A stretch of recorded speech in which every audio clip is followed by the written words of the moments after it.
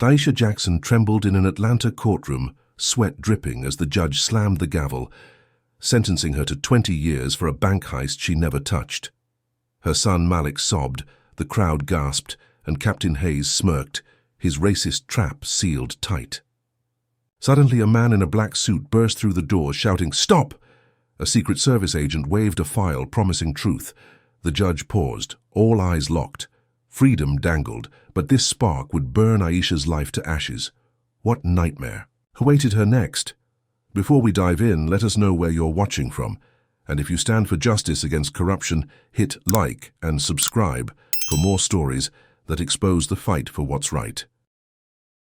Aisha Jackson locked the chipped wooden door of her cramped office at Hope Rising, a youth mentorship nonprofit nestled in Atlanta's West End, her shoulders slumping from exhaustion after a long day.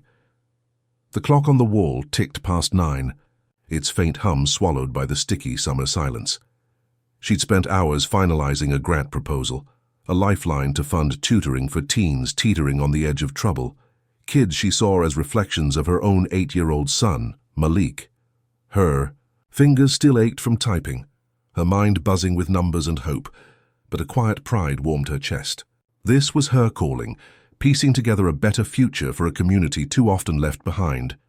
She adjusted her purse strap, the leather worn thin from years of use, and stepped into the humid night, the air thick with the scent of asphalt and distant magnolias. Streetlights flickered, casting long shadows over the cracked sidewalk as she hurried toward her beat-up sedan, parked 3 blocks away, its faded blue paint peeling like an old memory. Her sneakers scuffed the pavement, the rhythm steady until a sharp wail pierced the stillness. Red and blue lights erupted around the corner, spinning wildly against the brick walls, and her stomach tightened. Sirens screamed closer, a sound she knew too well from this neighborhood, but this time they didn't fade. 3 police cruisers screeched to a halt, boxing in her car, their tires smoking on the asphalt. Aisha froze, her breath catching as doors flew open and officers spilled out, guns drawn, flashlight beams slicing through the dark to pin her in place. Her heart thudded, a frantic drumbeat against her ribs as she raised her hands instinctively, palms open, the universal sign. She wasn't a threat. She was just a social worker, a single mom, not some fugitive, but the cold steel of their stares told her they saw something else. Captain Leonard Hayes stepped forward, his broad frame towering under the streetlight, his badge glinting like a predator's tooth. His gray eyes narrowed, lips curling into a sneer as he barked, "Aisha Jackson, you're under arrest for the first national bank heist, $5 million gone, and we've got you dead to rights." His voice dripped, with venom, each word a hammer blow. Aisha's knees wobbled, her mind scrambling to make sense of the accusation. A bank heist. She hadn't stepped foot in First National in years, not since opening Malik's tiny savings account with a crumpled $20 bill. "There's a mistake," she stammered, her throat dry as sandpaper. "I don't know what you're talking about." Hayes laughed, a low guttural sound that sent chills down her spine. "You people always play innocent," he spat, the words landing like a slap. "Fingerprints on the vault, your car on camera, witnesses singing your name. Save it for the judge." Before she could protest, 2 officers flanked her, their grips iron-tight on her arms. She twisted, glancing back at the growing crowd of neighbors peering from porches and windows, their faces a mix of shock and fear. Mrs. Carter from across. The street clutched her robe, whispering to old Mr. Jenkins, whose cane trembled against the railing. Aisha's eyes found Malik, her little boy standing in the glow of their apartment window 3 buildings down, his small fists pressed against the glass, his mouth open in a silent scream. Her heart shattered at the sight, but she forced her, voice steady. "Call Aunt Lena, baby," she shouted, praying he'd hear through the chaos. The officers didn't wait. They shoved her forward, her cheek slamming against the scalding hood of her own car, the metal searing her skin as they wrenched her arms back. Cold handcuffs snapped around her wrists, biting into her flesh, and she bit her lip to stifle a cry. Hayes loomed closer, his breath hot with coffee and contempt. "Thought you'd get away with it, huh? Robbing banks, playing the saint at that little charity of yours. We've got bank records, surveillance footage, even a teller who saw you scoping the place." His words tumbled out like a rehearsed script. each claim more absurd than the last. Aisha shook her head, tears stinging her eyes. "I've never been near that bank, I swear, I'm not a thief." Her voice cracked, but Hayes ignored her, nodding to his squad. Officer Perry, a wiry man with a buzz cut, yanked her upright, while Officer Gaines, stocky and silent, rifled through her purse, tossing her keys and wallet onto the pavement like trash. The crowd murmured, phones flashing as they recorded, but no one stepped forward. Fear kept them rooted, a lesson Aisha knew too well from years in this city. The evidence Hayes rattled off made no sense. Fingerprints? She hadn't touched a vault in her life. Her car on camera. She drove Malik to school and back, nowhere near downtown. Witnesses? She spent her days with kids and paperwork, not plotting crimes. But Hayes didn't care about truth. His smirk widened as he leaned in, his whisper a blade against her ear. "You're done, Jackson. We'll make sure everyone knows what you really are." The racial undertone wasn't subtle. It was a neon sign blazing through his every move. To him, she wasn't Aisha, the woman who fed kids lunch when their parents couldn't. She was just another black face to pin a crime on, a statistic to boost his record. They dragged her to the cruiser, her sneakers scraping the ground, her body limp with shock. Malik's cries echoed in her ears, a sound that would haunt her for months, years, maybe forever. She caught one last glimpse of him as Perry shoved her into the back seat, his tiny figure silhouetted against the window, Aunt Lena's arm pulling him away.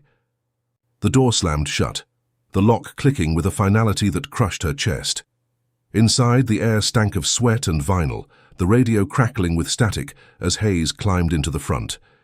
He didn't look back, just muttered to Gaines, "Book. Her for everything. Grand theft, conspiracy, the works." Gaines nodded, his pen already scratching notes while Perry started the engine, the cruiser lurching forward into the night. Aisha pressed her forehead against the smudged window, her breath fogging the glass as the streets blurred past. Her mind raced, grasping for answers. How could they have evidence? She'd been at the office all week, her life a predictable loop of work, home, and Malik's bedtime stories. Yet here she was, cuffed and accused, her name already smeared, across police logs. The weight of it sank in, heavy as the humidity outside. This wasn't a mistake, it was a setup, and Hayes was the architect. His glee, that relish in his eyes as he'd cuffed her, told her everything. He'd targeted her, a black woman with no power, no connections, just a target ripe for his hate. The precinct loomed ahead, a squat brick building ringed with floodlights, its shadow swallowing the cruiser as they pulled in. Perry hauled her out, his grip bruising her elbow, and marched her through the double doors.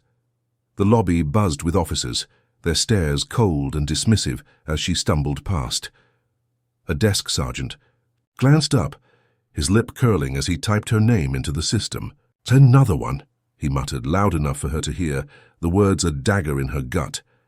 They fingerprinted her, the ink staining her trembling hands, then snapped her mugshot, the flash blinding her as tears streaked her face. She asked for a phone call, her voice barely a whisper, but Hayes barked, "Later," and waved her off like a fly. The holding cell was a concrete box, its walls scrawled with faded graffiti, the air sour with mildew and despair. Aisha sank onto the metal bench, her wrists throbbing where the cuffs had dug in, her cheek still raw from the car hood. She wrapped her arms around herself, rocking slightly, trying to hold it together.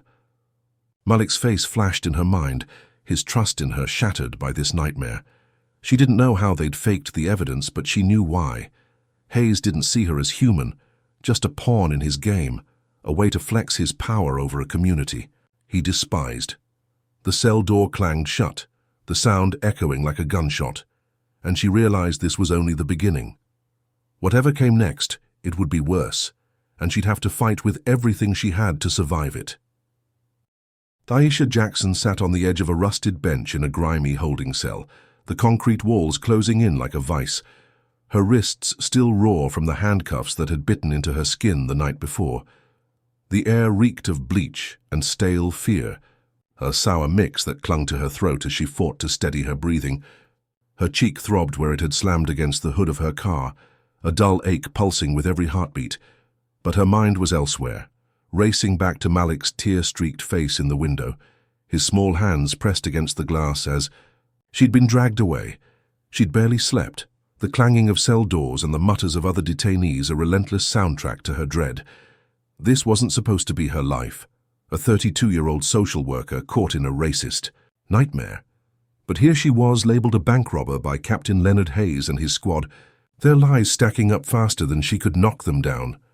The cell door groaned open, and a guard with a bored scowl barked her name.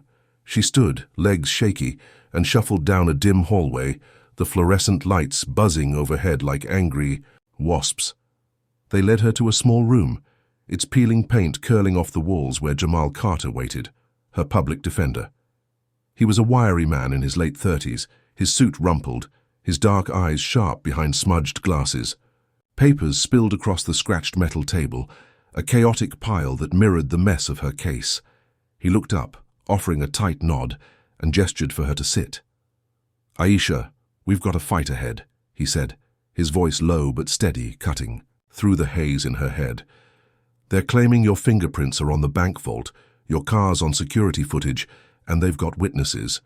But I've been digging, and it's flimsy as hell."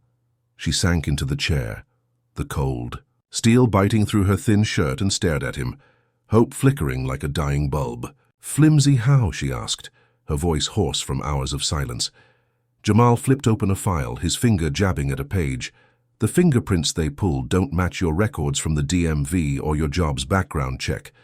They're smudged, partials at best, and the car plates on the footage, they're not yours, they're forged, cloned from some junkyard wreck. This isn't sloppy police work, it's a setup." Aisha's breath hitched, a spark of relief igniting in her chest. She wasn't crazy. This wasn't real, and maybe, just maybe, she could claw her way out. "So we can fight it?" she pressed, leaning forward, her hands trembling on the table. Jamal nodded, scribbling notes. "Already got a bail hearing. Set for tomorrow. We'll push hard, show the judge this evidence stinks. You'll be out soon, I promise." His confidence was a lifeline, and Aisha clung to it, picturing Malik's arms around her neck, the nightmare fading. The next day, she stood in a cramped courtroom, the air thick with tension, as Jamal argued her case.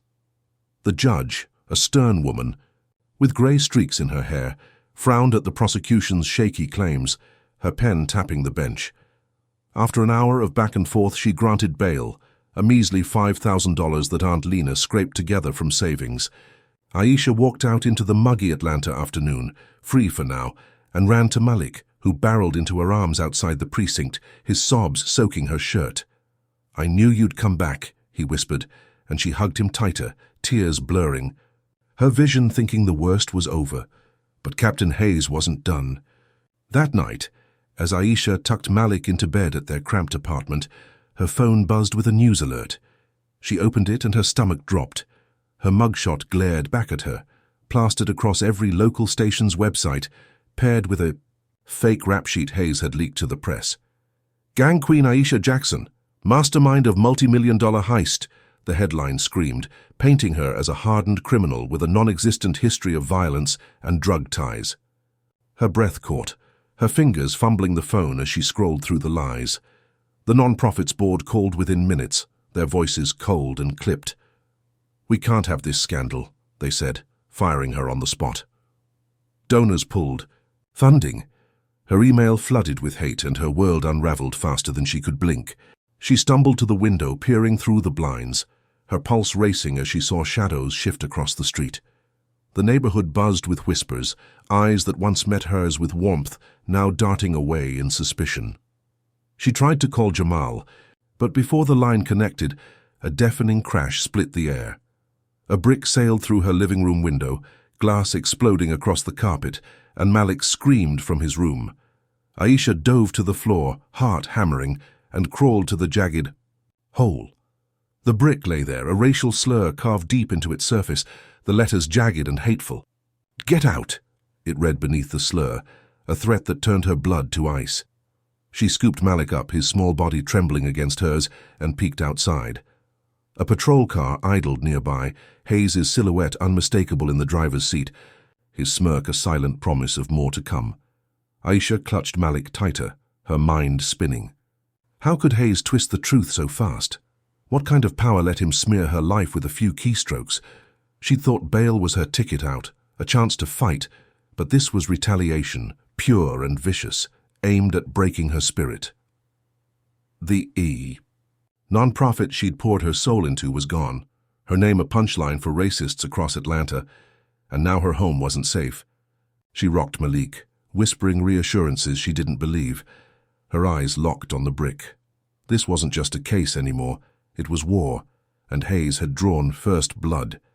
She'd been so sure Jamal's evidence would save her, but freedom had only painted a bigger target on her back. The night stretched on, sirens wailing in the distance, and she realized the system wasn't broken, it was built to crush her. Wasn't it infuriating to see Aisha's hopes snatched away by Hayes's lies?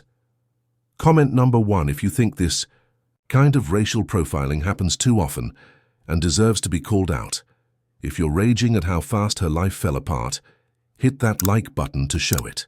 And if you're ready to see her fight back against this corrupt mess, subscribe now for the next twist, because this story's about to explode. How far will Hayes go to bury Aisha, and can she claw her way up from this pit? Stick around to find out what's lurking around the next corner. Aisha Jackson stood in the dim light of her shattered living room, glass crunching under her sneakers as she clutched Malik close, the brick with its hateful slur still lying on the carpet like a venomous snake. The night outside buzzed with unease, the patrol car's taillights fading as Captain Leonard Hayes drove off. His smirk burned into her memory. Her hands shook as she dialed Jamal Carter, her public defender, his voice a lifeline through the static. "They're coming for—" "Sammy," she whispered, her throat tight with panic. "The press, the brick, it's Hayes." Jamal's tone hardened. "Stay put, Aisha. I'm filing an emergency motion tomorrow to suppress that leak. We've got proof it's fabricated, hang on." She nodded, though he couldn't see, and hung up, her breath ragged. She couldn't stay here, not with Malik, trembling beside her. But where could they go? Morning broke with a sticky haze, the sun barely piercing Atlanta's grey smog. Taisha packed a duffel bag, stuffing clothes and Malik's favorite dinosaur toy inside, her mind racing. She couldn't let Hayes win, not after he'd smeared her name across every news channel, branding her a gang queen with a rap sheet, conjured from thin air.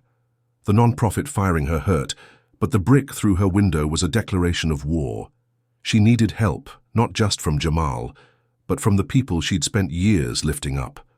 She grabbed Malik's hand, his small fingers curling into hers, and headed to the community center 2 blocks away, a squat building with peeling paint and a sagging roof. It was her last hope, a place where neighbors had always rallied in tough times.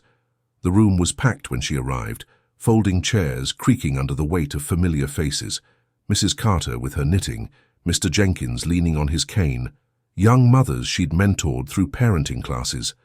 Aisha's chest swelled as she stepped to the front, Jamal's evidence file tucked under her arm.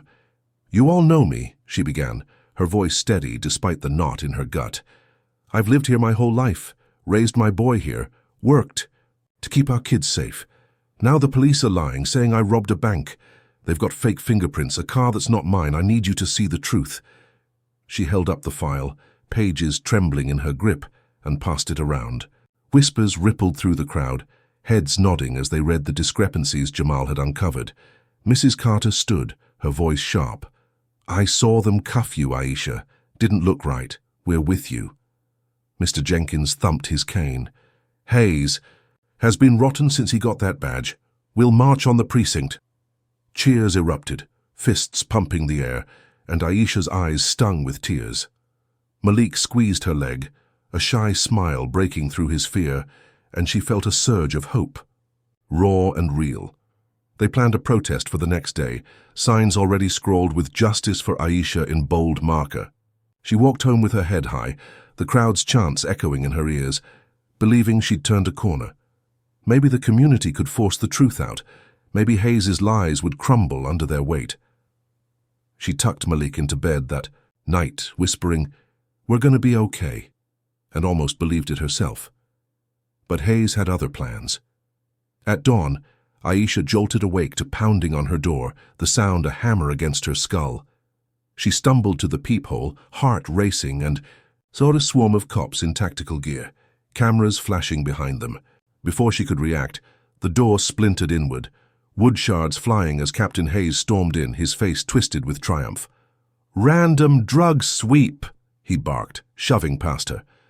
Malik screamed from his room, and Aisha lunged forward only to be tackled by Officer Perry, his knee slamming into her back. She hit the floor hard, breath knocked out of her, as Hayes' squad tore through her apartment.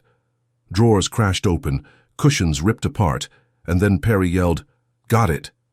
He held up a baggie of white powder, planted so obviously it was laughable if it weren't so terrifying. The cameras rolled, local news crews invited by Hayes himself, broadcasting live as he dragged Aisha to her feet, her shirt torn, blood trickling from her lip where Perry's elbow had caught her. "Resisting arrest?" Hayes snarled, loud enough for the mics, though she'd barely moved. Malik ran out, his pajamas askew, and threw himself at Perry, tiny fists pounding. "Leave her alone," he sobbed, but Gaines grabbed him, pinning his arms as Aisha thrashed, helpless. "You're hurting him," she screamed, her voice raw, but Hayes just grinned, shoving her toward the door. The neighbors watched from their stoops, phones out, but this time their faces were hard, eyes narrowed with doubt. The news ticker flashed, "Drug bust at suspected heist mastermind's home," and Aisha's stomach sank. They hauled her to the precinct again, Malik left with a stony-faced social worker, his cries fading as the cruiser sped off. Hours later, released with no charges yet, she stumbled back to the apartment, finding an eviction notice taped to the door. "Immediate vacate due to criminal activity," it read, the landlord's scrawl a final blow. She sank to the stoop, head in her hands, the weight of Hayes' revenge crushing her. The community center buzzed that afternoon, but not with support.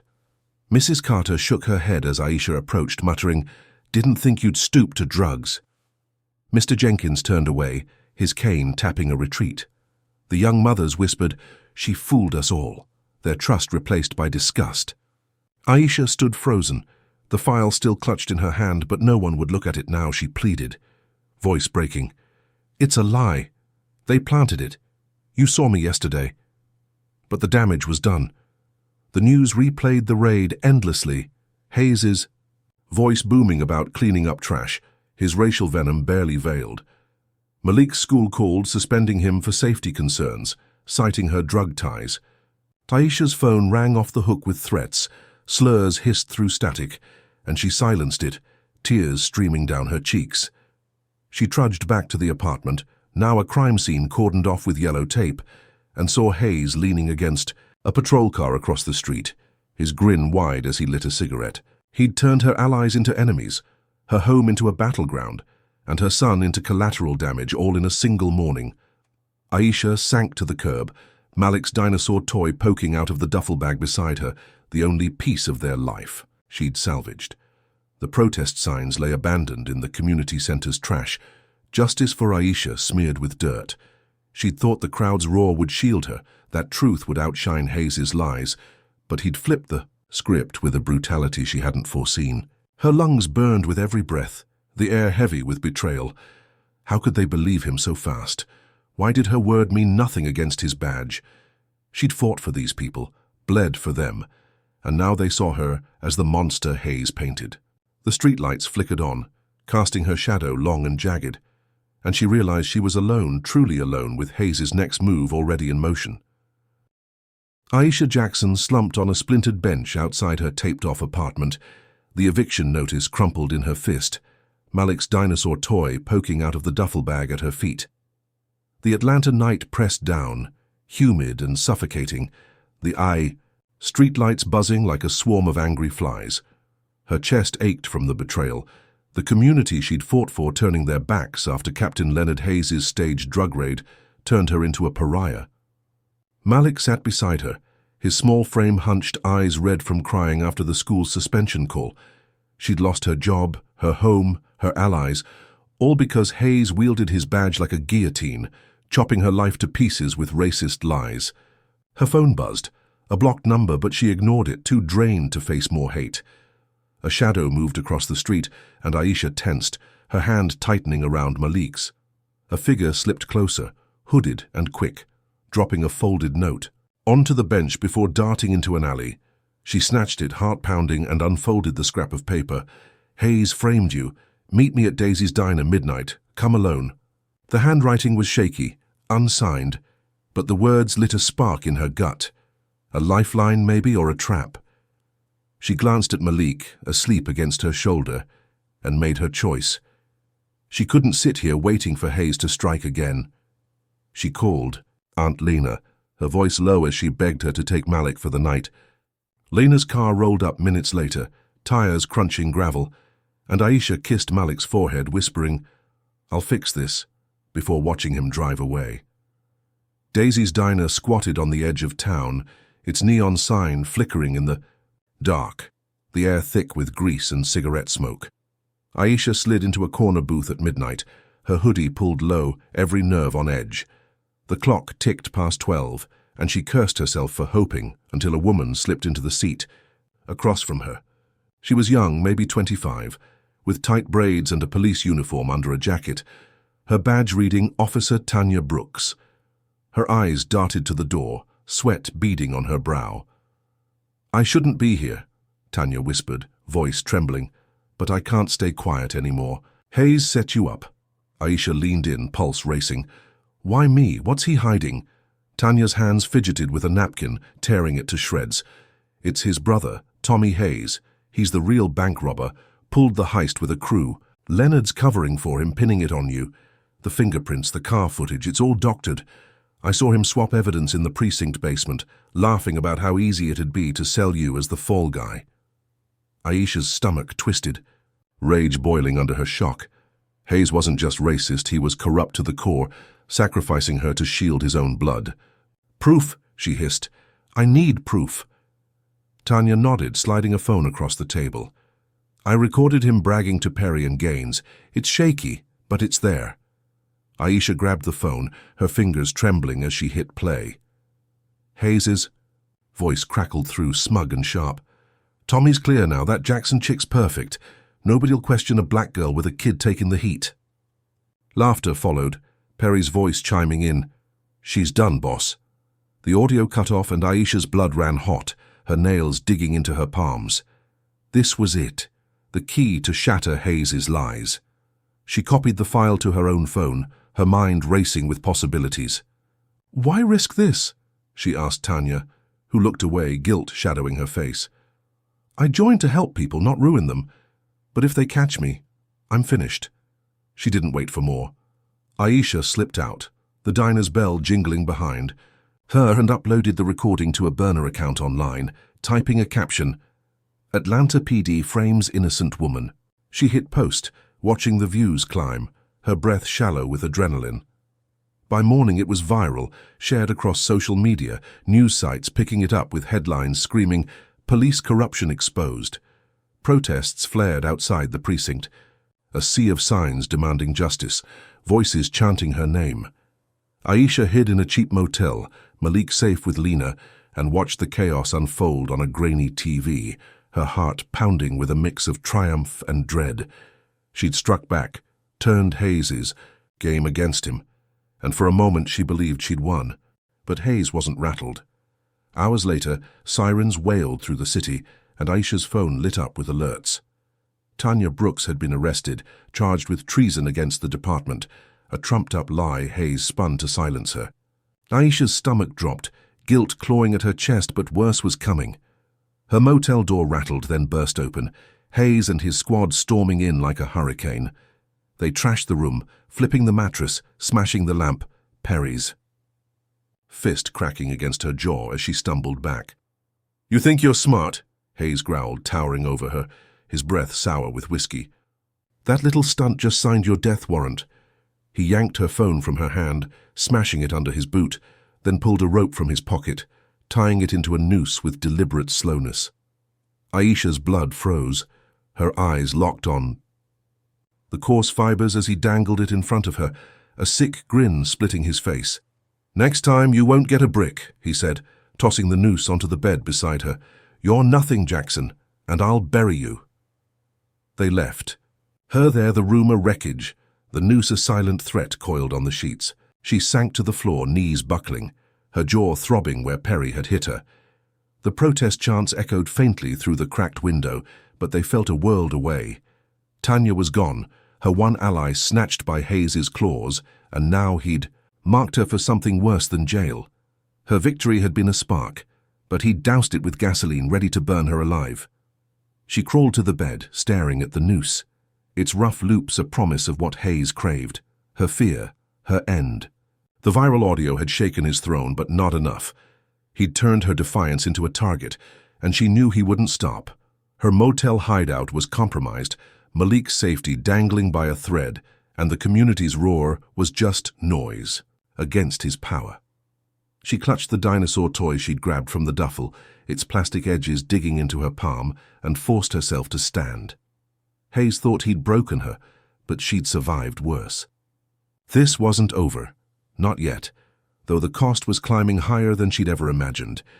Did Aisha's gutsy move with that recording make your heart race? Comment number 1. If you think she's a hero for exposing Hayes, even if it backfired. Hard. If his racist revenge with that noose fired you up, smash that like button to let it out. And if you're itching to see how she battles this monster next, subscribe now, because this fight's about to hit the courtroom. What happens when Aisha takes Hayes head-on in a trial rigged against her? You won't believe the twist waiting in the wings. Aisha Jackson crouched in the wreckage of her motel room. The noose Captain Leonard Hayes had left coiled on the bed, staring back at her like a predator's promise. Her jaw throbbed from Officer Perry's fist, her smashed phone a pile of plastic, shards on the floor, and the distant chants of protesters outside felt like a fading dream. The viral audio of Hayes bragging about framing her had lit a fire across Atlanta, but his retaliation had snuffed it out, leaving her with nothing but fear and a flimsy hope that Jamal Carter, her public defender, could turn the tide. She grabbed Malik's dinosaur toy, the only anchor she had left, and slipped out before dawn, hitching a ride to Aunt Lena's house to reunite with her son. Malik's arms around her neck were a lifeline, but the noose's shadow clung to her mind, a warning she couldn't shake. The trial loomed 3 days later, and Aisha stepped into the Fulton County Courthouse, a towering slab of stone and glass that swallowed her whole. The air inside was frigid, the marble floors echoing with every step as she followed Jamal to the courtroom. Malik stayed with Lena, his small wave goodbye a knife in her chest.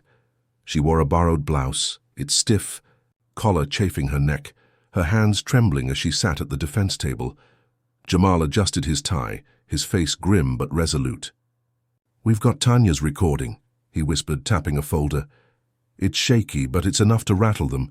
The judge'll hear it, and the jury's got to see through Hayes's crap." Aisha nodded, clinging to his words, though her gut twisted with doubt. Hayes had already turned her community against her. What chance did she have in a system he owned? The courtroom filled fast, reporters scribbling in the back, protesters' muffled shouts seeping through the thick walls. Captain Hayes sat across the aisle with the prosecution, his uniform crisp, his grey eyes glinting with smug certainty. Officer Perry flanked him, smirking, while the lead prosecutor, ADA Carla Vance, a sharp woman with a politician's smile, shuffled papers with icy precision. Judge Harold Tatum took the bench, his bald head gleaming under the lights, his expression carved from granite. He banged the gavel, silencing the room, and Aisha's trial began. Jamal stood first, his voice steady as he laid out her defense. "Aisha Jackson is no criminal," he said, pacing before the jury, 12 faces staring back, a mix of boredom and suspicion. "She's a mother, a social worker, targeted by a corrupt cop. We've got audio proof Captain Hayes framed her to protect his brother. Listen close, because this case is built on lies." He played Tanya's recording, Hayes's voice spilling out, arrogant and damning. "Tommy's clear now. That Jackson chick's perfect. Nobody'll question a black girl with a kid taking the heat." Gasps rippled through the gallery, jurors shifting in their seats, and Aisha's heart leapt. Judge Tatum's brow furrowed, his pen scratching notes, and for a moment she believed justice might tilt her way.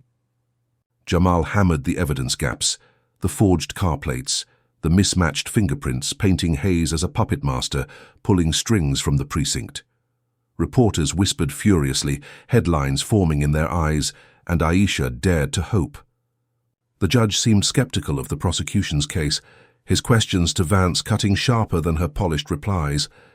By day's end, a local news anchor outside called it a slam dunk for the defense, and Aisha exhaled, picturing Malik's smile when she walked free.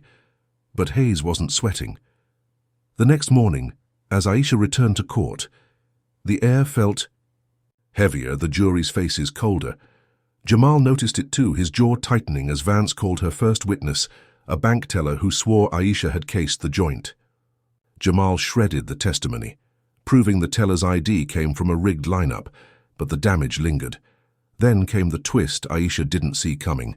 During a recess, Hayes slipped out, his absence unnoticed until the jury filed back in. One man, a wiry guy with a goatee, avoiding her gaze. Jamal whispered, "Something's off," but they had no time to dig. Vance's closing argument leaned hard on the planted drug raid, spinning Aisha as a desperate thug, and the juror with... The goatee nodded along, too eager, too sure. Jamal fought back, replaying the audio tearing into Hayes' corruption, but the courtroom's vibe had shifted. Whispers spread, eyes darted, and Aisha's stomach sank. The jury deliberated overnight, and when they returned, the goatee guy sat front and center, his smirk a mirror of Hayes. "Guilty," the foreman read, the word a sledgehammer to her chest. Malik's face flashed in her mind, his trust in her crumbling with that verdict. The gallery erupted, protesters outside roaring louder, but inside Hayes leaned back, arms crossed, victory etched into his sneer. Jamal gripped her hand, his voice low. "He got to them. I don't know how, but he did." Aisha's knees buckled, the room spinning as reality sank in. She'd thought the recording was her shield, but Hayes had turned it into a noose of a different kind. The judge set sentencing for the next day, and Aisha spent the night in a holding cell, the concrete colder than ever, her hope a flickering ember snuffed out. She traced Malik's name into the dust on the floor, her fingers shaking, knowing he'd see her as a convict now, not a mom. Morning came, and she shuffled back to court, the weight of 20 years looming. Judge Tatum's gavel hovered, his voice droning through the sentence when the doors burst open, a man in a black suit shouting, "Stop!" It was the Secret Service moment from the hook, but it didn't feel like salvation yet. The courtroom froze, all eyes on the agent Marcus Reed as he waved a file promising truth. Aisha's breath caught, a flicker of light in the dark. But Hayes' grin didn't falter. Outside, the mob grew, a chaotic swell of bodies pressing against the courthouse steps, their chants turning to screams. Reporters swarmed, cameras flashing. But the noise shifted, slurs cutting through the air. "Lock her up!" someone yelled. Then another, voices she'd once rallied now twisted by Hayes' poison. Off-duty cops mingled in the crowd, their presence no accident, egging on the hate. Aisha sat at the defense table, Malik's dinosaur toy in her pocket, her fingers brushing its edges as the agent spoke to the judge. Jamal leaned close, his voice urgent. "This could change everything," he said, but Aisha barely heard, her eyes locked on Hayes. He'd rigged the jury, she knew it now, and this mob was his encore, a racist chorus he'd conducted from the shadows. The judge ordered a recess to review Marcus's file, and Aisha was led back to the holding area, her chains clinking with every step. She sank onto a bench, head in her hands, the mob's roars echoing through the walls. She'd been so sure the trial would free her, that Tanya's audio would break Hayes' grip, but he'd slithered through every crack, turning her win into ash. The juror's smirk, the sudden shift, it all pointed to a bribe, a fix she couldn't prove. Her chest tightened, panic clawing at her lungs. Hayes wasn't just a cop. He was a machine, grinding her down with every move. The agent's interruption was a lifeline, but she'd learned the hard way. Every step forward came with a fall, and Hayes was waiting to push her off the edge. Aisha Jackson sat shackled in a holding cell beneath the Fulton County Courthouse, the concrete walls slick with damp, her wrists chafed raw by the cuffs that had become her constant companion. The air stank of mold and despair, a bitter tang. that clung to her tongue as she traced Malik's name into the dust with a trembling finger. Her trial had ended in a guilty verdict, the jury's word a noose tighter than the one Captain Leonard Hayes had left on her motel bed. She'd spent the night replaying Jamal Carter's fierce defense, Tanya Brooks's damning audio, the judge's furrowed brow, all undone by a bribed juror's smirk and Hayes's venomous grin. 20 years loomed, a sentence for a bank heist she'd never touched, and Malik's face, trusting and scared, haunted her every breath. She'd failed him, failed herself, and the mob's slurs outside the courtroom walls echoed in her skull, a racist chorus Hayes had orchestrated to perfection. Morning dragged her back to court, the chains clinking as guards marched her up the stairs, her borrowed blouse wrinkled and damp with sweat. The courtroom buzzed, a hive of tension, reporters cramming the back rows, their pens scratching like vultures picking at a corpse. Malik wasn't there, safe with Aunt Lena, but Aisha felt his absence like a missing limb. Jamal sat at the defense table, his face etched with exhaustion, his folder open to Marcus Reed's file, the Secret Service agent's last-second lifeline still untested. Across the aisle, Hayes lounged, his uniform pressed, his gray eyes glinting with triumph, flanked by Officer Perry and Ada Carla Vance, her smile a razor's edge. Judge Harold Tatum took the bench, his gavel a thunderclap silencing the room, and Aisha stood, her legs trembling, as sentencing began. Vance rose first, her voice smooth and venomous. Your Honor, Aisha Jackson is a calculated criminal, convicted of a $5 million heist, drugs found in her home, a threat to society. The prosecution demands 20 years, no parole, to protect Atlanta from her kind. The words, her kind, hung heavy, a racial dog whistle that made Aisha's stomach churn. Jamal leapt up, his tone fierce. This is a travesty, Judge. The evidence is fabricated, the jury tainted. We've got audio of Captain Hayes admitting he framed her, and new documents proving her innocence are in your hands. She's a victim, and not a villain. The gallery murmured, head swiveling to Hayes, who didn't flinch, his smirk a wall of defiance. Judge Tatum adjusted his glasses, peering at Marcus's file, his silence stretching Aisha's nerves to breaking. She gripped the table, her knuckles whitening every second a lifetime. The mob outside grew louder, their chants splintering into screams. Hang her! Cutting through the walls, Hayes' off-duty cronies fanning the flames. Malik's dinosaur, toy pressed against her thigh in her pocket, a fragile tether to hope, and she whispered a prayer under her breath. The judge cleared his throat, his voice gravelly. Based on the jury's verdict, I sentence Aisha Jackson to 20 years in federal prison. The gavel swung, a crack splitting her world, and Malik's imagined wail drowned out the real. One echoing from her chest. She stumbled, Jamal catching her arm, his face pale as the gallery erupted, gasps clashing with cheers. Aisha's knees hit the floor, tears streaming as guards closed in, their hands rough on her elbows. She saw Hayes lean back, arms crossed, his victory complete, the racist trap he'd sprung snapping shut. Jamal shouted, "We'll appeal!" But the words blurred, lost in the roar. She pictured Malik hearing the news, his trust in her shattering, and her heart broke anew. The guards yanked her up, chains rattling, ready to drag her away, when the courtroom doors slammed open with a boom that shook the walls. A tall man in a black suit stormed in, his voice a cannon blast. "Stop!" Marcus Reed, the Secret Service agent, held a thick file aloft, his badge glinting under the lights. "This court's been fed lies, and I've got the truth right here." The room froze, a collective breath held, Judge Tatum's gavel hovering mid-air. Aisha's head snapped up, her tears blurring Marcus's face, hope flickering through the haze. Reporters surged forward, cameras flashing, and Hayes's smirk faltered for a split second, a crack in his armor. "What's the meaning of this?" Tatum barked, his eyes narrowing. Marcus strode to the bench, his steps deliberate. "Secret Service investigation, Your Honor. Aisha Jackson's innocent, framed by Captain Hayes to cover a national fraud. Ring! These files prove it, and I demand a review." Jamal leapt to his feet, voice ringing. "Motion to suspend sentencing, Judge, based on new evidence." The gallery buzzed, a hive kicked over, and Aisha's pulse raced, a lifeline dangling, just out of reach. Tatum snatched the file, flipping pages with a scowl, his silence deafening. Hayes shifted, whispering to Perry, his calm fraying at the edges. After an eternity, the judge nodded. "Sentencing's on hold. I'll review this in chambers. Ms. Jackson, you're released pending appeal, bail reinstated." The gavel struck softer this time, and Aisha collapsed into Jamal's arms, sobs shaking her frame. "We've got a shot," he whispered, but her relief was a fragile thread. "Guards." Uncuffed her, the metal clanking free, and she stumbled out. The mob slurs a dull roar as she ran to Lena's car.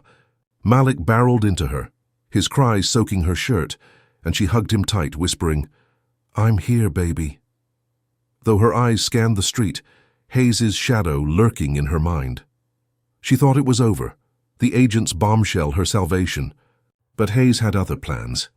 That night, safe at Lena's cramped duplex, Aisha tucked Malik into a pull-out couch, his breathing steady at last.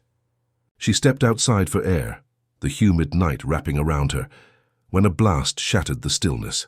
Flames erupted from Lena's house, a fireball swallowing the front porch where she'd stood moments ago.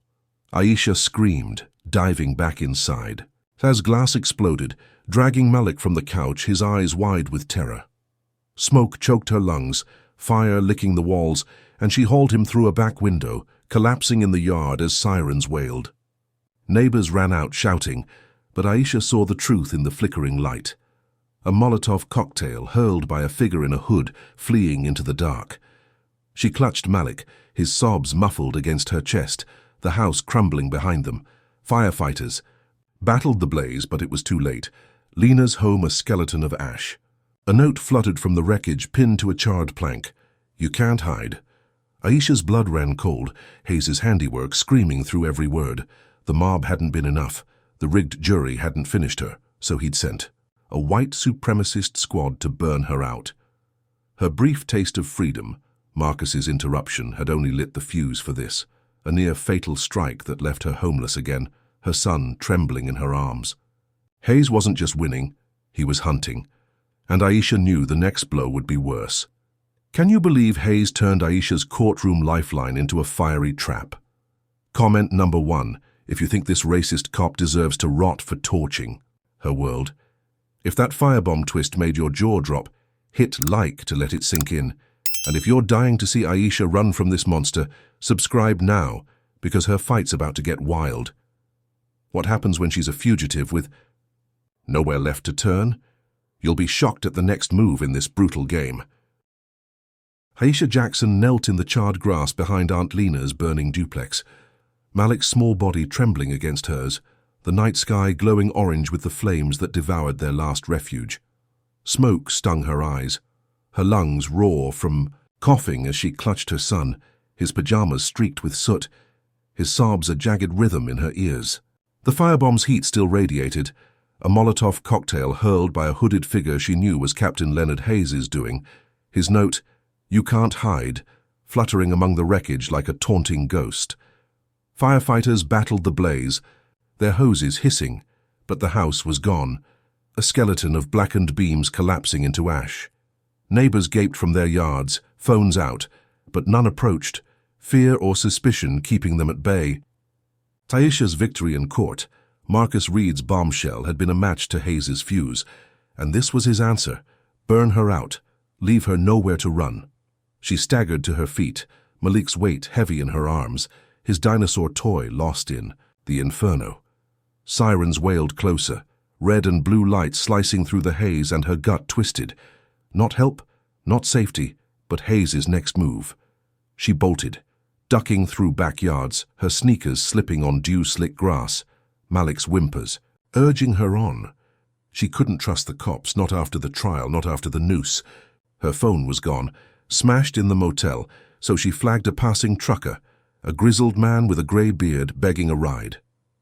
"Please, anywhere but here," she gasped, and he nodded, no questions asked, speeding them out of Atlanta as the city's glow faded behind them.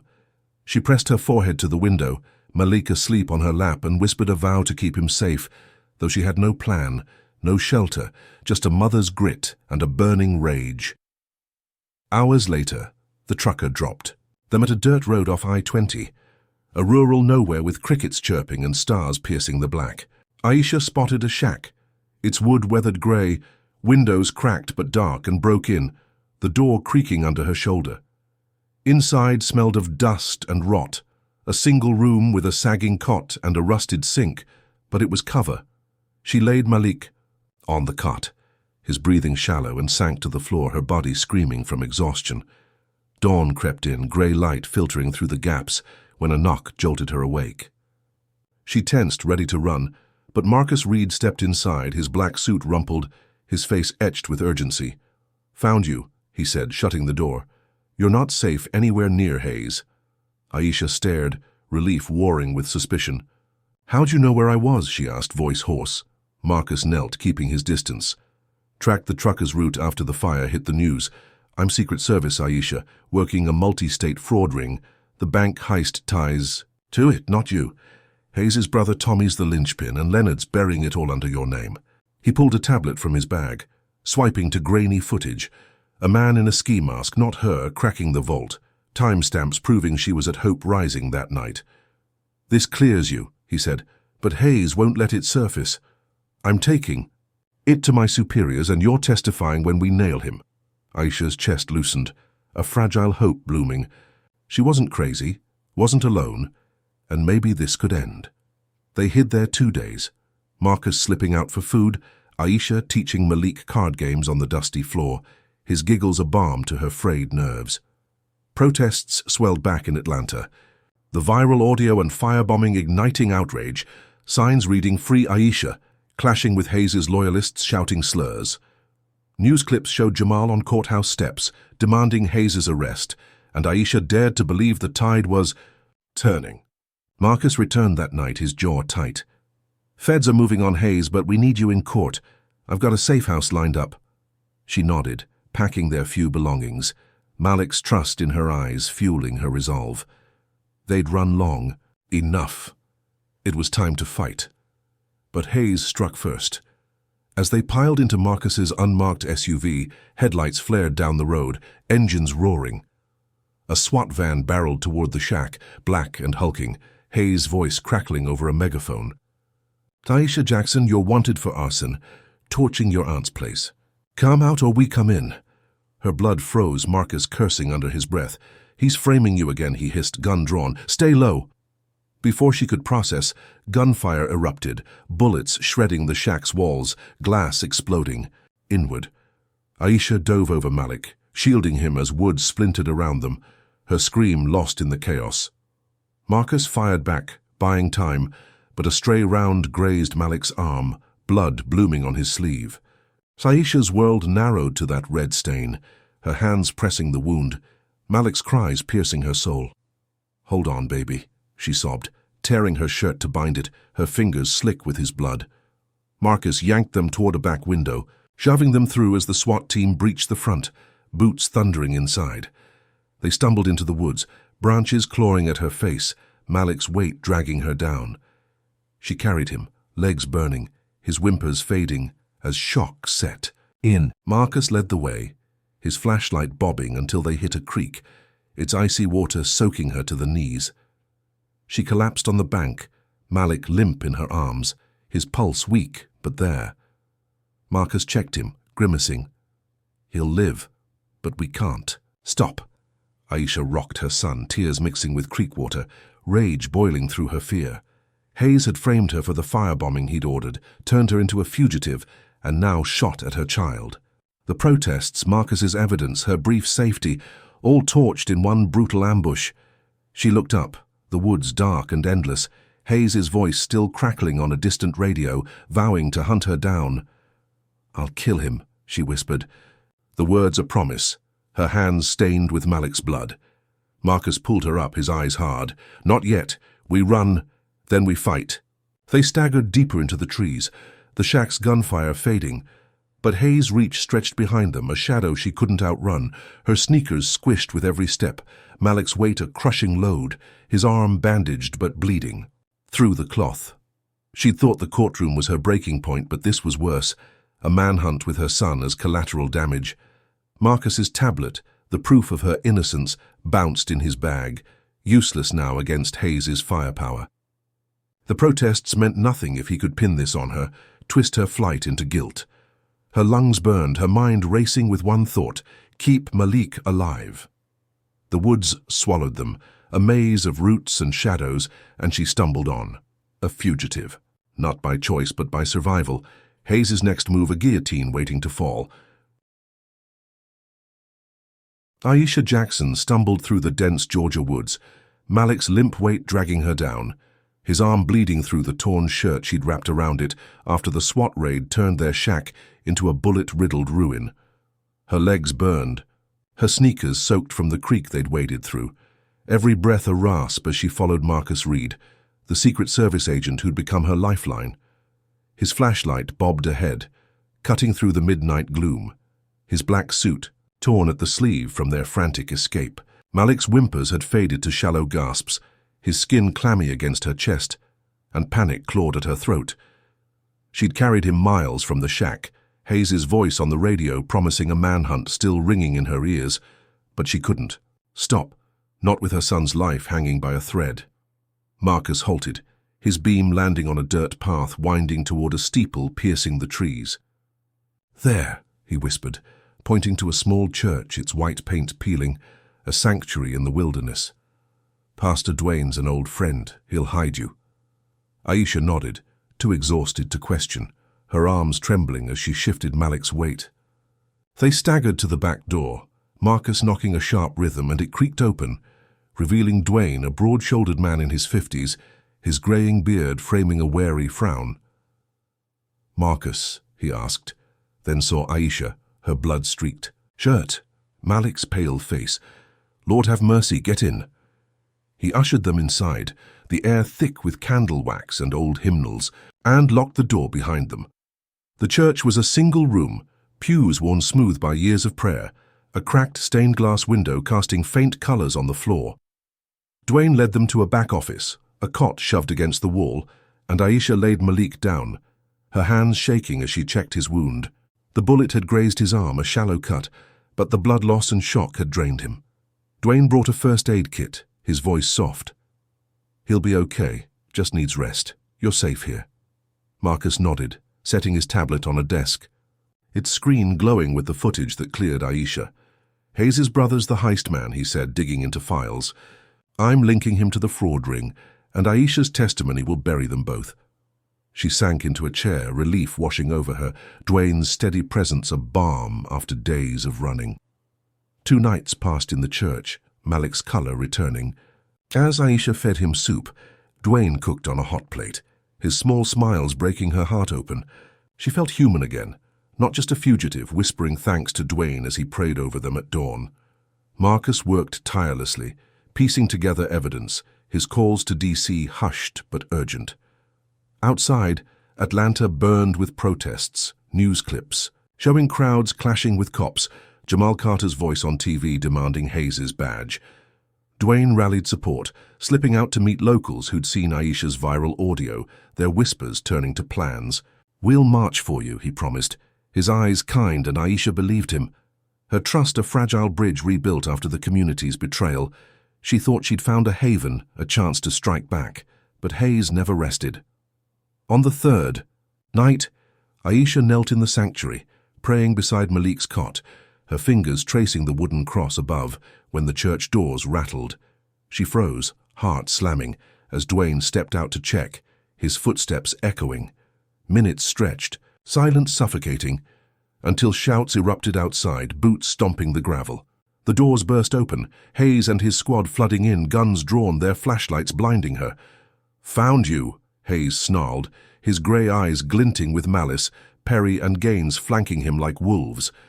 Aisha lunged for Malik, shielding him, but Perry grabbed her arms, wrenching her back, his fist slamming into her ribs. She gasped, collapsing as pain exploded through her, Malik's scream cutting the air.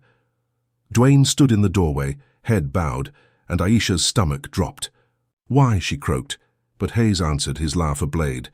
"Pastor's got secrets, don't you, Duane? Showed him some photos, him and a married deacon, real cozy. Told him to call us or lose everything." Duane wouldn't meet her. Eyes his silence a betrayal sharper than any punch. Hayes had blackmailed him, turned her sanctuary into a trap, and now she paid the price. Perry dragged her to her feet, her vision swimming while Gaines scooped Malik up, his cries muffled as they hauled him out. Hayes loomed over her, his breath hot with spite. "You thought you'd hide here? Pray your way out? You're mine now." They beat her in the sanctuary, fists and boots raining down, her blood smearing the pews as she curled into a ball, gasping for air. Hayes watched, grinning, then barked an order. Perry and Gaines dragged her outside, the night air cold against her bruised skin, and threw her into a ditch beside the church, Malik's screams fading as they shoved him into a cruiser. A note pinned to her chest with a rusty nail read, "You'll never see him again," the paper curling in the damp grass. Hayes knelt beside her, his voice a hiss. "Keep running, Jackson, and I'll make sure he pays for it."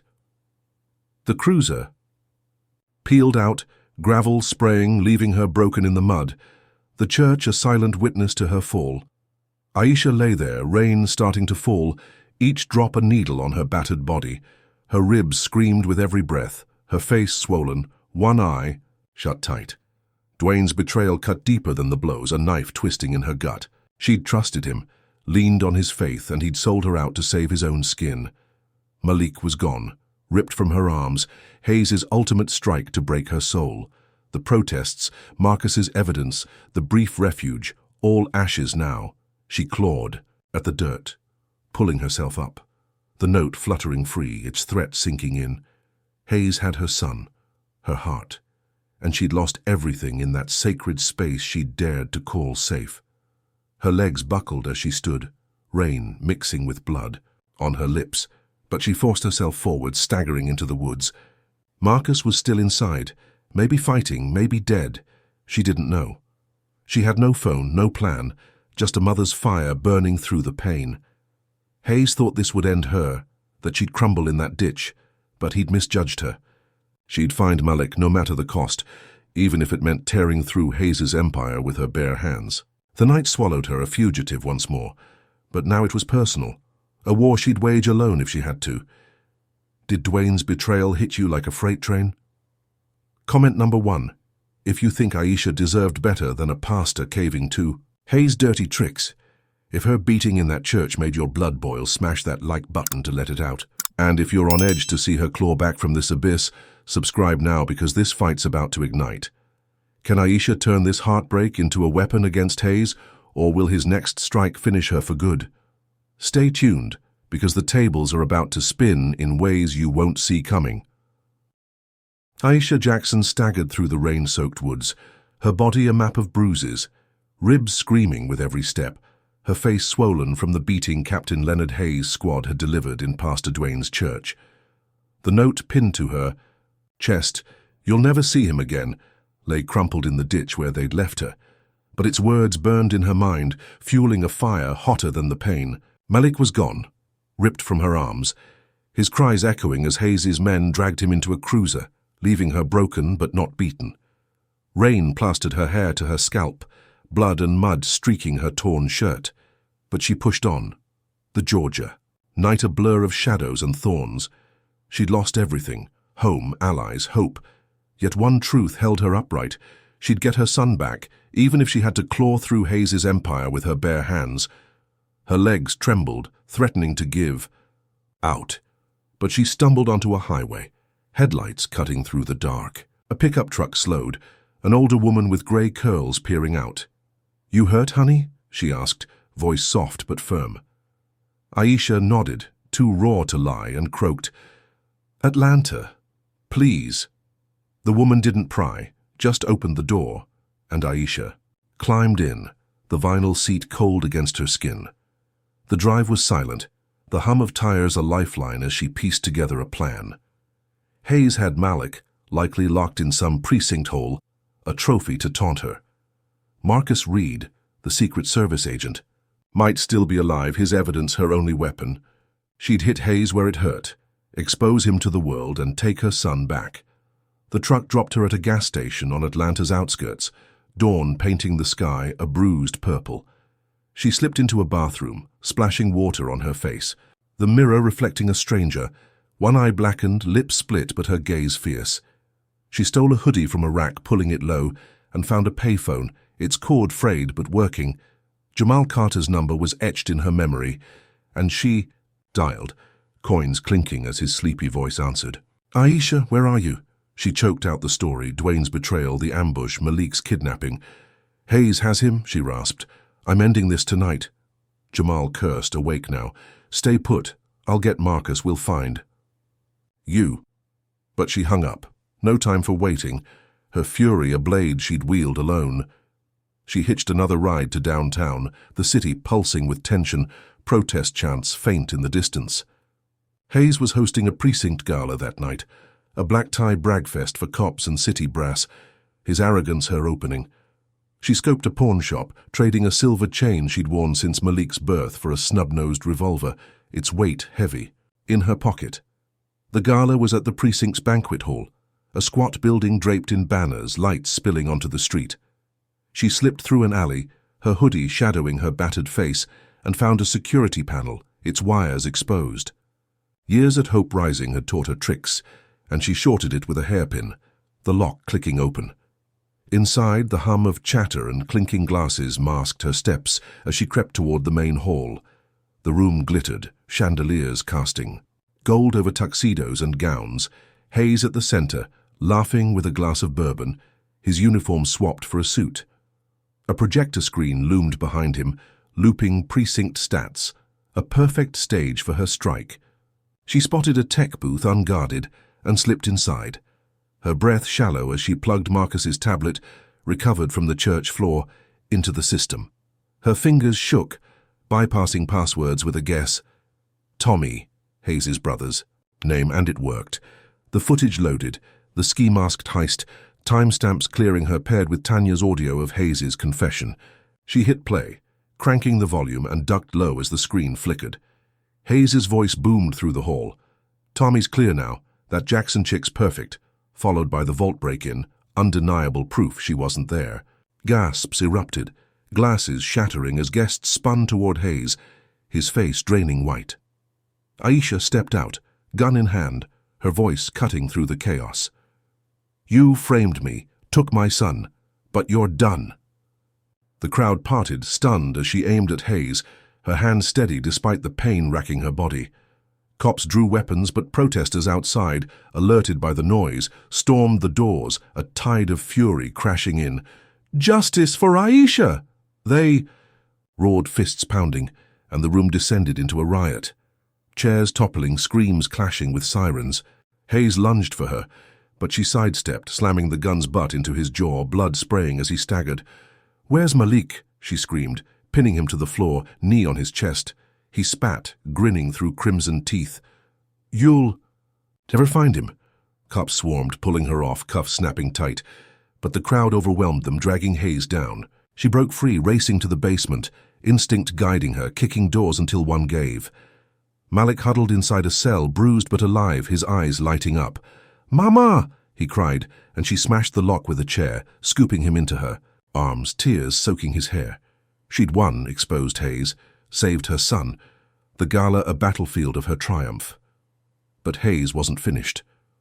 Hours later, as Aisha hid in a protester's van, Malik safe beside her, news broke. Hayes was out on bail, freed by a loyal judge in minutes. Her victory soured, dread coiling in her gut. Sirens wailed nearby and the van's driver cursed. "They're coming!"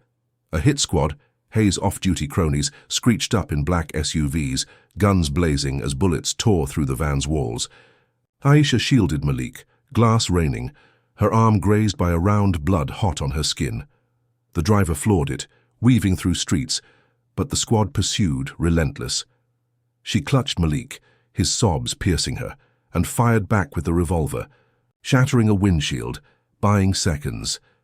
They crashed into an alley, scrambling out as bullets pinged steel, her grazed arm throbbing, Hayes's reach, a noose, tightening again. She dragged Malik behind a dumpster, his small hand slick with sweat, her breath ragged as the squad closed in. The gala had been her stand, the footage her sword, but Hayes turned it into a death warrant. Protesters scattered, the riot no match for his power, and she realized he'd never stop. bail or not. Her gun clicked empty, the last round spent, and she pressed Malik close, whispering, "I've got you," though her heart raced with terror. Headlights swept the alley, engines roaring, and she braced for the end, her brief triumph a spark drowned in Hayes's flood of hate. The woods, the church, the courtroom all led here, a mother and son cornered. Hayes's next move a shadow looming larger than ever.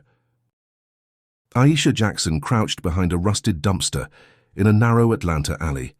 Malik's small body pressed against hers, his breath hitching as bullets pinged off the metal shielding them. Her arm bled from a graze, the revolver in her hand empty, its last shot spent shattering a hit squad's windshield moments ago.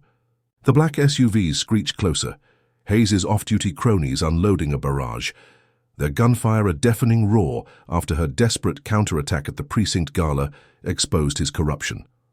She'd crashed the event, streamed Marcus Reed's footage and Tanya's audio, freed Malik from a basement cell and sparked a riot, only for Hayes to walk free on bail within hours, his vengeance a storm of lead chasing her through the night. The van they'd fled in smoldered nearby, its driver slumped over the wheel, and Aisha's chest tightened, guilt and rage warring as she whispered to Malik, "Stay down, baby. I've got you." Headlights flared, and she braced for the end, her bruised ribs screaming, when a new engine roared. A black sedan slamming into the lead SUV with a crunch of steel. Marcus Reed leapt out, gun blazing, his Secret Service badge glinting as he fired precise shots, dropping 2 shooters in seconds. "Aisha, move!" he shouted, and she bolted, dragging Malik with her, his legs stumbling as they dove into the... Certain. Marcus floored it, tires squealing, the hit squad's bullets shattering the rear window as they peeled away. Aisha clutched Malik, his blood-streaked arm trembling, her own wound soaking the seat. "Safe house," Marcus barked, weaving. Through traffic, his jaw tight. Feds are closing in on Hayes, but he's not done. The safe house was a brick bunker on Atlanta's edge, its windows boarded, a steel door locking behind them. Marcus carried Malik inside, laying him on a couch, his small frame shivering as Aisha tore a towel to re-wrap his wound. "He's okay," Marcus said, checking the graze, "just shaken." She nodded, tears stinging her swollen eye, her body a wreck but her mind sharp. Marcus set his tablet on a table, its screen glowing with files. "Hayes's fraud rings national, tied to Tommy's crew. I've got DC greenlighting a federal trial. You testify we end him." Aisha sank beside Malik, her hand on his chest, his heartbeat steadying her. "When?" she asked, voice raw. "Tomorrow," Marcus replied, "if we live that long." She spent the night pacing, Malik asleep under a blanket, her grazed arm throbbing as she replayed the gala, the riot, Hayes's relentless pursuit. Dawn broke, and Marcus drove them to the federal courthouse, a grey fortress ringed with agents, protesters clashing outside, their signs a blur of justice and hate. Inside, the courtroom hummed with tension, Judge Elaine Carver presiding, her silver hair pulled tight, her gaze piercing. Aisha took the stand, chains off but scars visible, her borrowed jacket hiding the bloodstains. She spoke, voice steady despite the pain, detailing every blow, the false arrest, the planted drugs, the firebombing, Dwayne's betrayal, Malik's kidnapping, the hit squad. "Hayes framed me because I'm black, because I'm easy to bury," she said, eyes locked on him across the room, his smirk gone, replaced by a scowl. Marcus backed her, presenting the tablet's evidence. Footage, bank records, emails linking Hayes to Tommy's ring. The gallery buzzed, reporters scribbling, and Judge Carver's pen flew, her frown deepening. Hayes's badge was stripped mid-trial, his uniform swapped for cuffs, and Aisha's heart soared, picturing a new life, Malik safe in her arms. "You did it," Marcus whispered, as they recessed, his hand on her shoulder. She smiled, fragile, but real, believing the nightmare might end, Hayes's empire crumbling under federal weight. Protesters cheered outside, a roar she felt in her bones, and she hugged Malik, his small arms tight around her neck, thinking they'd won. But Hayes wasn't broken. That night, safe house lights dim, Aisha jolted awake to a scream echoing from the hall. She ran, finding Marcus gone, the front door ajar. blood pooling on the floor. A laptop flickered, streaming live. Marcus, bound in a warehouse, Hayes' voice off-screen. "You thought you'd take me down?" A blade flashed, Marcus's finger severed, his groan chilling her blood, and a package thudded at the door. She tore it open, gagging at the sight. Marcus's finger, a note taped to it. "You're next." Her knees buckled, Malik waking with a cry, and she pulled him close, terror clawing her gut. Hayes's loyalists had struck even from jail his reach a venomous web. Sirens wailed outside, too late, and the safe house shook. An explosion rocking the walls, glass shattering as a Molotov cocktail crashed through a window. Flames licked the curtains, smoke choking the air, and Aisha grabbed Malik, sprinting for the back door. The blast threw her forward, heat searing her back, and she stumbled into the yard, Malik coughing in her arms.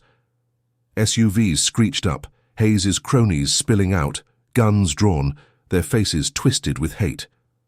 She ran, legs pumping, the safe house collapsing behind her, a fireball lighting the night. Bullets whizzed past, one clipping her shoulder, blood soaking her sleeve, but she dove into a ditch, shielding Malik as the squad closed in.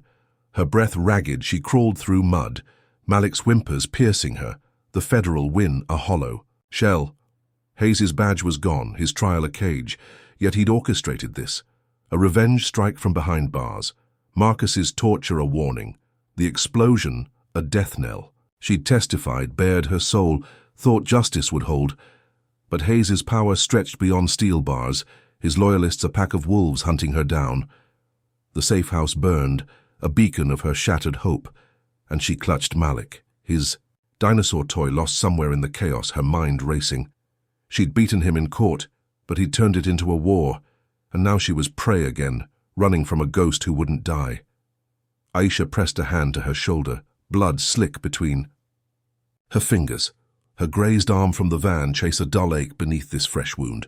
Malik's eyes were wide, his trust in her fraying, and she whispered, "I'll fix this," though she had no plan, no weapon, just a mother's will. The squad's boots crunched closer, voices barking orders, and she crawled deeper into the ditch, mud caking her skin. Hayes had lost his title, but not his grip, his retaliation a storm she couldn't outrun. The federal trial had been her stand, but it had unleashed this, a nightmare worse than the shack, the church, the gala. She held Malik tighter, her resolve hardening, knowing the next fight would be her last, win or lose. Aisha Jackson huddled in a muddy ditch on Atlanta's outskirts, Malik's small frame shivering against her, his breath shallow as Hayes's hit squad swept the night with flashlight beams, their boots crunching closer. Her shoulder bled from a bullet graze, her arm throbbing from an earlier wound, her body a tapestry of bruises and cuts from weeks of running, fighting, surviving. The safe house burned behind them, a roaring inferno sparked by a Molotov cocktail. Marcus Reed's severed, finger still vivid in her mind. Hayes's threat, "You're next," a noose tightening around her soul. She'd testified in federal court, stripped his badge, thought she'd won, but Hayes's loyalists turned victory to ash, hunting her with a vengeance that transcended his jail cell. She clutched Malik, his trust fraying, and whispered, "I'll get us out," her voice a steel thread in the chaos.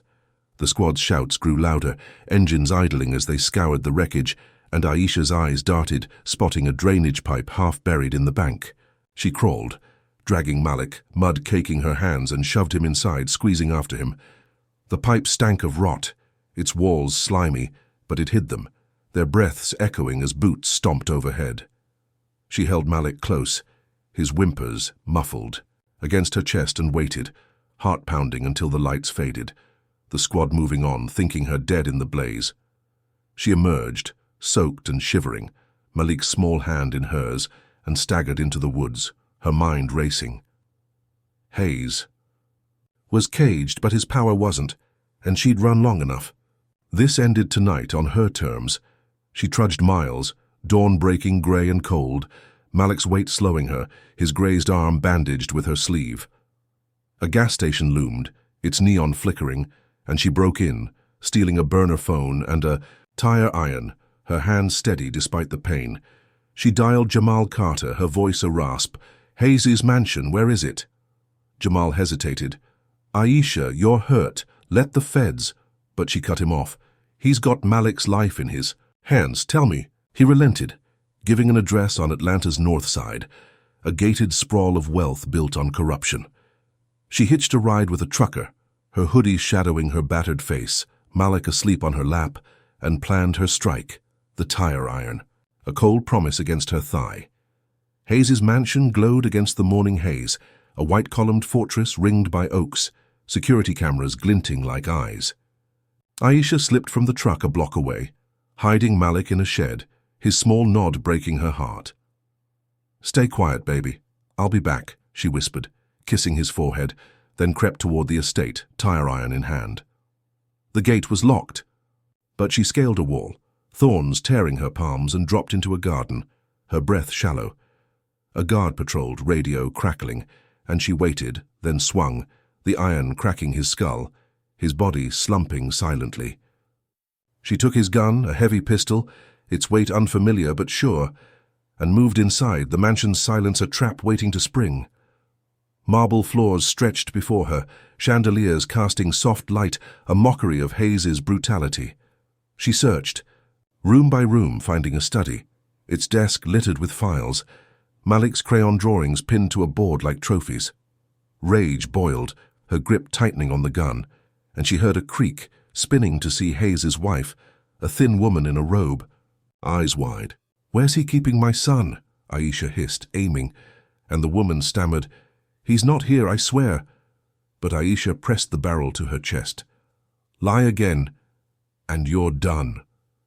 Tears fell, and she pointed upstairs. "The safe room he's linked in."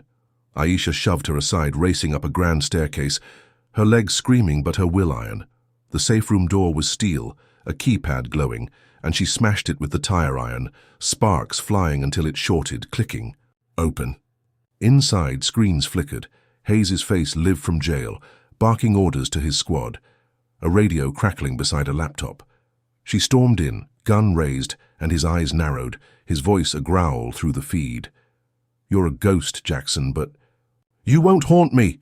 She slammed the laptop shut, cutting him off, and plugged the guard's phone into the system, her fingers trembling as she hacked it, streaming live to every news outlet she could ping. "This is Aisha Jackson," she said, voice raw but steady.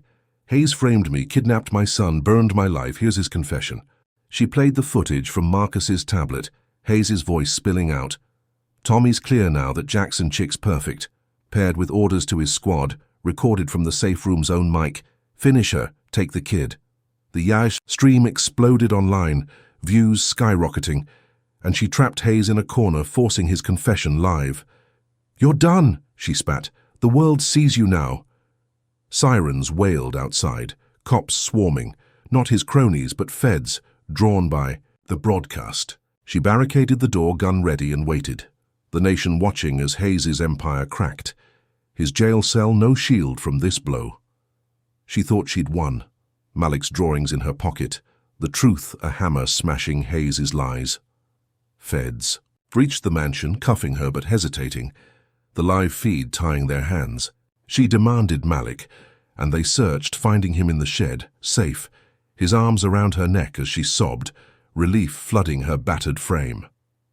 They fled to a motel, a protester's tip, and she watched the news, Hayes' face plastered everywhere, his loyalists arrested, the city erupting in outrage. She cradled Malik, thinking it was over, his small voice whispering, "You did it, Mama," a balm to her scars. But Hayes' final act loomed, a shadow she didn't see. Hours later, as she locked the motel door, a hum filled the air, a drone buzzing low, its red light blinking. Her gut twisted, Hayes' voice crackling from it, pre-recorded, "You'll pay, Jackson." Explosives dropped, a blast leveling the block, debris raining as she dove over Malik, the room collapsing around them. Fire roared, screams piercing the night, and she shielded him, her body a wall, the world fading to black as the drone's wreckage crashed nearby. Hayes' dying strike, ordered from jail, turned her victory to chaos, her fate uncertain beneath. The rubble, Malik's small hand limp in hers. She'd fought, exposed him, saved her son, but his hate reached beyond bars, a final blow leaving her buried, the nation reeling as sirens wailed in the distance. Aisha Jackson lay pinned beneath a slab of motel rubble, the air thick with dust and smoke, her ears ringing from the drone strike Captain Leonard Hayes had unleashed as his final act of vengeance. Malik's small hand rested limp in hers, his breathing shallow but steady, a fragile lifeline amid the chaos. The explosion had torn through the block, a fiery cataclysm ordered from Hayes's jail cell, reducing her fleeting triumph to ash. She'd infiltrated his mansion, streamed his confession live, rescued Malik and shattered his empire, only for this brutal counterstrike to bury them both. Pain seared her shoulder, her grazed arm and bruised ribs screaming under the weight. But she clung to consciousness, whispering Malik's name, her voice a cracked prayer in the dark. The world faded, sirens wailing faintly, and she braced for the end, her fight against Hayes's racism a pyre consuming her last stand. A jolt shook the debris, metal groaning as light pierced the haze. Voices shouted, hands clawing through the wreckage, and Aisha blinked, her swollen eye fluttering open. A figure in tactical gear loomed, badge glinting. Secret Service, hold on. More agents swarmed, lifting the slab, pulling her free, Malik cradled in her arms. She stumbled into the night, coughing, the block a smoldering ruin, protesters and cops clashing in the distance. A woman in a black suit, Agent Carla Dunn, gripped her elbow, steadying her. "You're alive, Aisha. We staged it," she said, voice low, urgent. Aisha's head spun, Malik stirring against her, and she rasped, "Staged what?" Dunn's eyes flicked to the drone's wreckage. "The strike. We faked it to trap Hayes's network. You're the bait that worked." Her knees buckled, relief, and confusion warring as agents hustled them to an armored van, its engine humming. Inside, Malik nestled into her lap, his small frame trembling, and Aisha clutched him, her mind racing to catch up. Dunn knelt beside her, tablet glowing. "Marcus planned this," she said, swiping to footage of the safe-house raid, Marcus's torture, his finger severed. "He's alive, Aisha. Gave us his finger to sell it, luring Hayes's loyalists out. The drone was ours, loaded with blanks. Time to blow the empty motel after we got you clear." Aisha stared, tears cutting through the grime on her cheeks, the weight of it sinking in. Marcus had sacrificed his flesh, faked her death, turned Hayes's strike into a sting, and she'd survived, Malik safe in her arms. The van sped to a federal command post, a warehouse bristling with agents, screens flashing live feeds. Marcus sat there, bandaged hand cradled, his face pale but resolute. "You're a warrior," he said, voice hoarse, meeting her gaze. "We got them all, Aisha. Hayes's crew, his backers, every dirty cop and thug tied to that ring. Your stream, from the mansion, cracked it wide open." She sank beside him, Malik curling into her side, and watched the screens. SWAT teams raiding precincts, mansions, hideouts. Hayes loyalists cuffed in droves, their faces stunned as feds hauled them away. News ticker scrolled, "Mass arrests in Atlanta corruption sting," her name a headline, a hero, not a fugitive. Aisha's chest heaved, sobs breaking free, relief flooding her battered frame. Malik's small hand squeezed hers, his voice a whisper. "We're okay, Mama." She nodded, kissing his forehead, tears soaking his hair. "Yeah, baby, we're okay." Dunn handed her a phone, Jamal Carter's voice crackling through. "Aisha, you're clear, charges dropped, Hayes is done. I'm outside the jail now, he's screaming, but they've got him cold." She exhaled, a weight lifting. The nightmare's end, a dawn she hadn't dared imagine. Marcus grinned, wincing as he shifted. "That finger was worth it," he said, and she laughed, a raw, jagged sound, gratitude and defiance entwined. Hours later, Judge Elaine Carver convened an emergency session, the federal courtroom packed, reporters jostling, protesters' chants a dull roar outside. Aisha stood, Malik beside her, his arm in a sling, her own wounds bandaged but visible, a testament to her war. Carver's gavel struck, her voice firm. "All charges against Aisha Jackson are dismissed with prejudice. Evidence confirms she's a victim of a corrupt conspiracy led by Leonard Hayes, now facing life for fraud, attempted murder, and more." The gallery erupted, cheers clashing with gasps, and Aisha swayed, Malik's grip grounding her. Hayes slumped in his cell on a screen, his empire ash, his racist reign over. But Aisha wasn't done. She stepped forward, voice steady despite the ache. "I'm suing the city, the police, every system that let this happen. Not for me, for Malik, for every black life they've crushed." Carver nodded, her eyes sharp, and the room buzzed. Reporters scribbling, the nation watching as her story shifted from tragedy to rallying cry. Outside, crowds swelled, signs reading, "Aisha's justice," waving high. A tide of outrage and hope she'd sparked. She hugged Malik, his small smile of victory, and faced Marcus, his sacrifice her anchor. "You flipped it," she said, and he shrugged. "You lit the match." The weeks that followed were a whirlwind. Hayes' network unraveling, dozens indicted, Atlanta's police gutted by probes. Aisha moved to a quiet suburb, a federal safe house turned home, Malik back in school, his laughter a balm to her scars. She spoke at rallies, her voice a beacon, detailing the arrest, the firebombing, the manhunt, the betrayal. Every blow Hayes landed, and how she rose. The lawsuit grew, millions pledged, reforms demanded. Body cams, oversight, training to root out the racism that nearly killed her.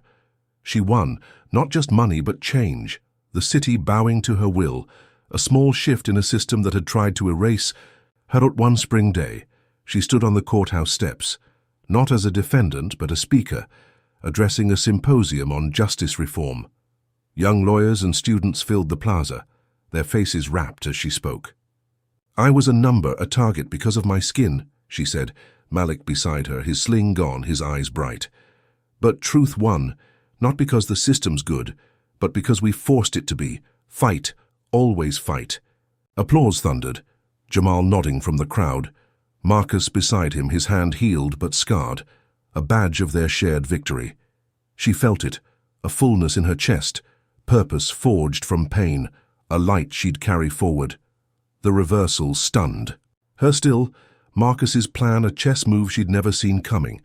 He'd faked the drone strike, sacrificed his finger, turned Hayes' hate into a trap, and she'd been the spark. Her mansion stream the blow that broke his back. The nation reeled, her story a mirror to systemic rot, a call to arms for those crushed by badges and lies. She walked down the steps, Malik's hand in hers, the stone no longer a threat but a stage. The breeze lifted her hair, the scars on, her soul fading, not gone but bearable. A woman who'd faced a titan and forced justice to bend. Aisha Jackson's journey in racist cops demand black woman a harsh sentence, but the USSS walks into court with a bombshell, offers profound lessons on resilience, systemic injustice, and the power of truth. First, it shows that courage can thrive under crushing oppression. Aisha faced false arrests, firebombings, and betrayal, yet her love for Malik and unwavering grit turned her into a force against Captain Hayes' racist schemes. Her story teaches us that even when the odds stack high, one voice can ignite change. Second, it exposes the deep rot of racial bias in systems meant to protect. Hayes' ability to frame Aisha, manipulate juries, and wield power from jail reveals how prejudice festers unchecked, a stark reminder to question authority and demand accountability. Third, alliances matter. Marcus Reed's sacrifice and the Secret Service's cunning reversal prove that collective action can topple even the most entrenched corruption. Finally, the tale underscores that justice isn't guaranteed, it's fought for. Aisha's lawsuits and reforms came not from mercy, but from her relentless push against a machine built to break her. This story isn't just hers, it's a mirror for anyone facing injustice, urging us to stand, speak, and never bow. What hit you hardest about Aisha's fight? Comment below if you think her resilience inspires real change, hit like if Hayes' downfall fired you up, and subscribe for more tales of justice prevailing. Share this if you believe truth can outshine hate. Thanks for joining this journey. May you find strength to challenge wrongs in your own world.